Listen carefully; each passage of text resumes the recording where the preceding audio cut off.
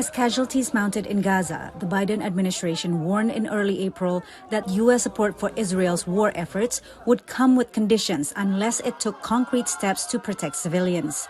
With Israel launching its operation earlier this week in Rafah, in the southern part of Gaza, where 1.3 million civilians are sheltering, the U.S. warning came to fruition on Wednesday. We are currently reviewing some near-term security assistance shipments in the context of the unfolding events in Rafah. It's the first time the U.S. leveraged a weapons transfer to influence Israel's war conduct since Hamas' October 7 terror attack. Human rights groups have long demanded the U.S. stop weapons transfers, accusing Israel of using them in violation of humanitarian law. The suspension was welcomed by progressives in Biden's Democratic Party, but criticized by Republican lawmakers, including Senator Lindsey Graham. You want to micromanage the war? You know, we dropped 2 atomic bombs on the Japanese after Pearl Harbor. Did anybody in America really worry about that? The U.S. first considered withholding arms last month as Israel seemed closer to a decision on Rafah, a senior administration official said.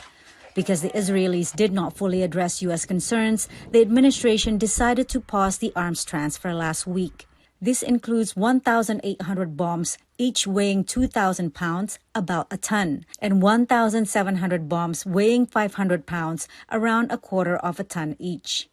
Under review are transfers of Joint Direct Attack Munition kits that convert so-called dumb bombs into precision-guided munitions. Just a day earlier, President Joe Biden underscored his support for Israel. And my commitment to the safety of the Jewish people, the security of Israel, and its right to exist as an independent Jewish state is ironclad, even when we disagree. His administration recently approved $827 million worth of weapons to Israel. At the same time, it missed a Wednesday deadline to submit a report to Congress on whether Israel is violating humanitarian law while using American arms. We continue to work to finalize the report. We expect to deliver it in the very near future. Even as Israel moves into Rafah, negotiations continue to end hostilities, along with the release of hostages held by Hamas in exchange for Palestinians detained in Israeli jails. Patsy Widakuswara, VOA News, Washington.